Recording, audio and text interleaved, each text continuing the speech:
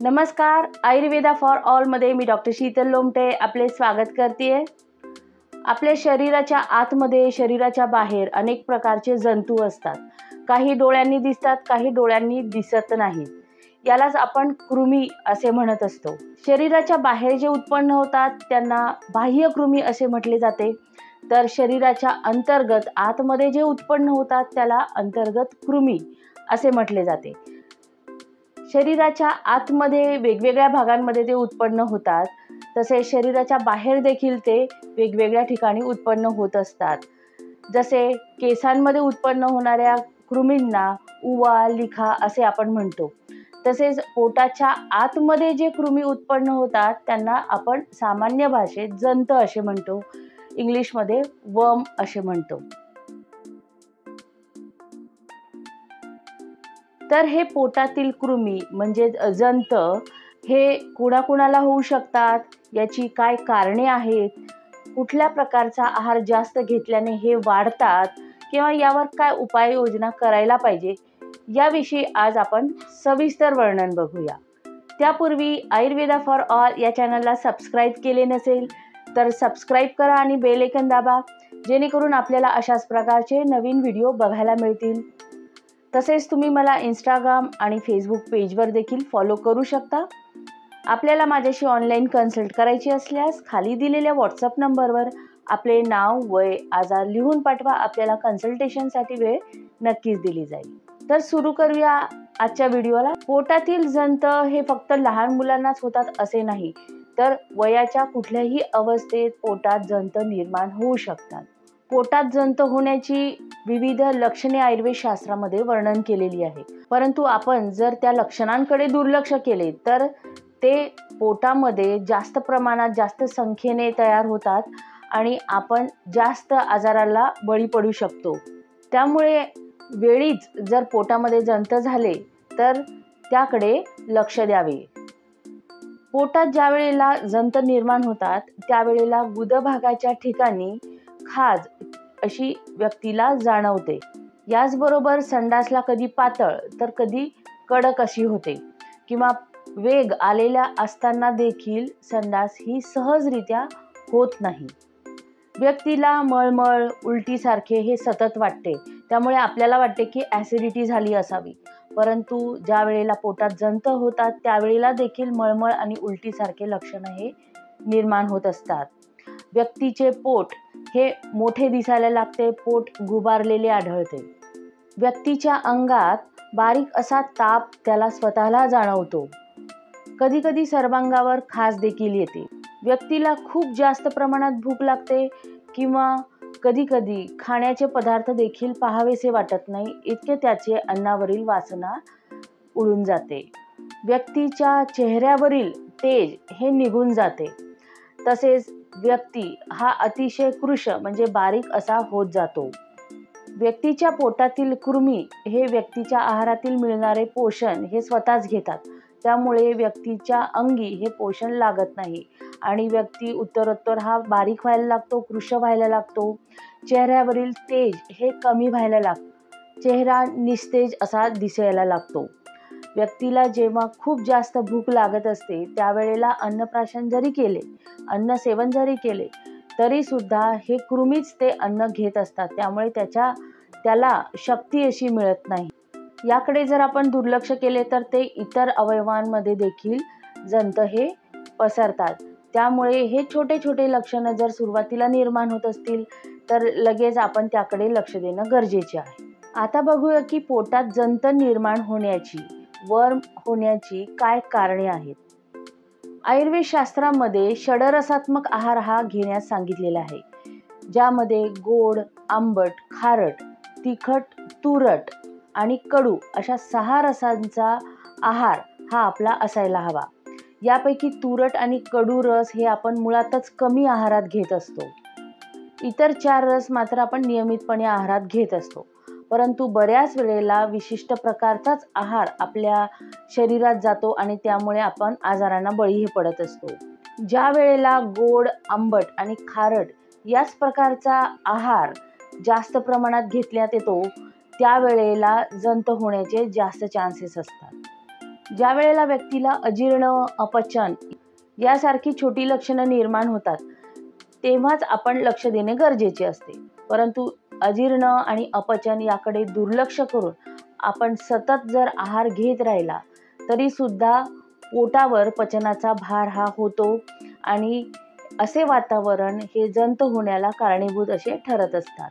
दिवसा जास्त प्रमाणात झोपणे, व्यायाम, कुठल्याही प्रकारचा व्यायाम अजिबात न करणे यामुळे शरीरातील कफदोष हा वाढतो आणि कफदोष पोटामध्ये ज्या वेळेला जास्त प्रमाणात वाढतो किंवा शरीरात वाढतो त्यावेळेला कृमींसाठी पोषक असे वातावरण निर्माण होत असते. विरुद्ध अन्न हे देखील कृमींसाठी पोषक असे असते. विरुद्ध अन्न म्हणजे काय, तर दोन विरुद्ध गुण असलेले अन्न पदार्थ एकत्र खाणे. असे पदार्थ जेव्हा आपण जास्त आहारात घेतो त्यावेळेला त्यांचे पचनाला वेळ लागतो, तसेच ते अंगी देखील योग्य प्रमाणात लागत नाही आणि हे जे विरुद्ध गुणात्मक अन्न असते हे जंत होण्यासाठी, पोटात कृमी होण्यासाठी जास्त पोषक असे असतात. विरुद्ध आहार काय आहे, यामध्ये कुठल्या कुठल्या घटकांचा, कुठल्या कुठल्या आहारीय घटकांचा समावेश होतो याविषयीचा संपूर्ण माहितीचा व्हिडिओ पूर्वी बनवलेला आहे. त्याची लिंक तुम्हाला डिस्क्रिप्शनमध्ये दिलेली आहे. विरुद्ध अन्न कोणते कोणते आहे हे जर आपल्याला माहिती असले तर आपण ते घेणे इथे टाळू शकतो. त्यामुळे विरुद्ध अन्नाचा व्हिडिओ मात्र आपण आवर्जून बघावा. नासलेले अन्न, शिळे अन्न, विरुद्ध अन्न तसेच दूषित असे अन्न जर आपण वारंवार खाल्ले तर अशा प्रकारचे अन्नपदार्थ हे जंतासाठी पोषक असतात, म्हणून हे अन्न घेण्याचे देखील टाळावे. दूषित ठिकाणचे अन्न आणि पाणी जरी आपण घेतले तरी त्याद्वारे जे जंत आहे हे वाढू शकतात. उडदाची डाळ किंवा उडदाचे पदार्थ, दही, गुळाचे पदार्थ, आंबट पदार्थ तसेच पालेभाज्या ह्या जर जास्त प्रमाणात आहारात असेल तरी देखील जे जंतासाठी पोषक असे वातावरण तयार करतात. त्यामुळे उडदाची डाळ जरी पोषक असली, पालेभाज्या जरी पोषक असल्या तरी आपला आहार हा एकल प्रकारचा असा नसावा. म्हणजे केवळ पालेभाज्याच आपल्या आहारात असाव्या किंवा आंबट पदार्थच जास्त प्रमाणात घ्यावे किंवा उडदाची डाळीचे जास्त पदार्थ आपण आहारात घ्यावे असे नको करायला. हे जर जास्त प्रमाणात घेतले तरी देखील जंतांसाठी पोषक वातावरण हे पोटामध्ये बनत असते.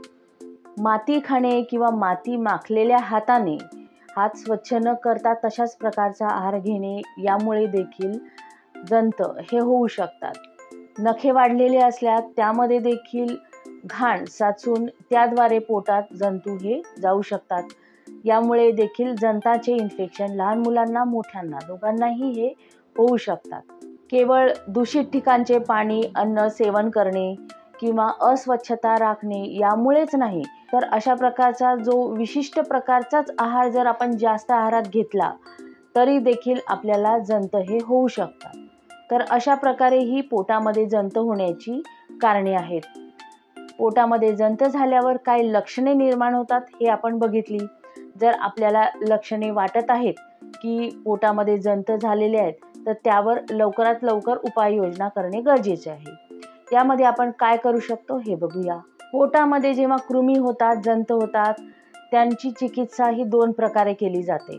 जसे सुरुवातीला त्यांना पोटातील जंतांना मारून टाकणे आणि जे काही जंत पोटामध्ये आहेत त्यांना बाहेर काढणे, अशा 2 प्रकारच्या चिकित्सा यामध्ये मुख्यतः केल्या जातात. आणि तिसरी महत्त्वाची गोष्ट म्हणजे हे जंत पुन्हा शरीरामध्ये उत्पन्न होऊ नये यासाठी आपल्याला काळजी घेणे गरजेचे आहे.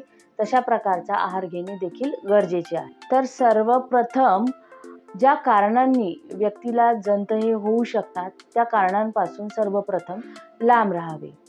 म्हणजे जंत होण्याला कारणीभूत असणारा जो काही आहार विहार आहे तो टाळावा. वावडिंग चूर्ण आणि मध हे सकाळी अनशनपोटी घेतल्यास आणि असे कंटिन्युअस 7 दिवस आपण घेतल्यास पोटातील कृमी हे मरतात. वावडिंग चूर्ण आपण मधासोबत देत असल्या कारणाने लहान मुलेही हे सहजच घेऊ शकतात. आणि रात्री झोपताना एरंड तेल हे दुधासह किंवा कोमट पाण्यासह घ्यावे. हे घेतल्यास पोटातील जे काही मेलेले कृमी आहे हे बाहेर पडायला मदत होते. हे देखील कंटिन्युअस 7 दिवस असे करावे. अशा प्रकारे आपण जर नियमितपणे एरंडेल बावडिंग चूर्ण घेतले तर पोटातील कृमी निश्चितपणेच मरतात आणि व्यक्तीला भूक ही लागायला लागते. जंतामुळे जी काही लक्षणे निर्माण होतात, थोडासा ताप जो जाणवत असतो किंवा चेहऱ्यावरील तेज हे कमी झालेले असते, हे लक्षणे कमी व्हायला मदत होते. तसेच हळूहळू ही लक्षणे कमी होऊन व्यक्तीला भूक वाढते. व्यक्तीची भूक वाढल्यामुळे त्याला जो काही आहार तो घेणार असतो तो अंगी लागतो. काही व्यक्तींच्या शरीराची प्रवृत्ती असते की त्यांना वारंवार जंताचा हा त्रास होत असतो. अशांनी त्यांच्या आहार आणि विहाराकडे आवर्जून लक्ष देणे गरजेचे आहे. शरीरामध्ये जेव्हा कफदोष जास्त वाढतो किंवा अभिसंधी पदार्थ जास्त प्रमाणात घेण्यात येतात, जे आंबट खारट अशा प्रकारचे आहार आहेत हे घेण्यात येतो, त्यावेळेला त्यांना पोषक असे वातावरण मिळत असते. त्यामुळे ज्यांची टेंडन्सी आहे पोटामध्ये जंत होण्याची, अशा व्यक्तींनी आवर्जून त्यांच्या आहाराकडे लक्ष देणे गरजेचे आहे. हे मी जे घरी उपाय सांगितले आहेत, बावडिंग चूर्ण आणि मध, या घरगुती उपायांनी जर व्यक्तींचे जंत हे मरत नसतील, जात नसतील, तर त्यांनी डॉक्टरांचा सल्ला मात्र आवश्यक घ्यावा. डॉक्टर हे कधीही व्यक्तीची प्रकृती, आहार, विहार यावरून ही चिकित्सा ठरवत असतात.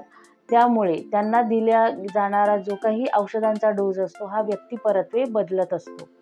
त्यामुळे ज्यांना घरगुती उपायांनी बरे वाटत नाही अशांनी आयुर्वेदिक डॉक्टरांचा नक्कीच सल्ला घ्यावा. आयुर्वेदिक उपचारांमध्ये पंचकर्म उपचार तसेच औषधोपचार देखील केले जातात. पंचकर्म उपचारामध्ये वमन, विरेचन, बस्ती, नस्य असे विविध पंचकर्म उपचार हे जंतावर केले जातात. तर अशा प्रकारे औषधोपचार, पंचकर्म उपचार आणि पथ्यापथ्य जर व्यक्तीने नियमितपणे पाळले तर त्यांना वारंवार जो काही जंताचा त्रास असतो हा होणार नाही. तर आपल्याला आजचा व्हिडिओ कसा वाटला मला कमेंटमध्ये लिहून नक्की पाठवा. व्हिडिओ आवडल्यास लाईक करा, शेअर करा आणि सबस्क्राईब मात्र नक्की करा. आपले काही प्रश्न असतील ते देखील तुम्ही कमेंटमध्ये लिहून पाठवू शकता. आपल्याला माझ्या चॅनलवर आणखीन कुठल्या प्रकारचे व्हिडिओ अपेक्षित आहे हे देखील तुम्ही कमेंटमध्ये लिहून मला पाठवू शकता. मी त्यावर नक्कीच व्हिडिओ बनवायचा प्रयत्न करेल. धन्यवाद.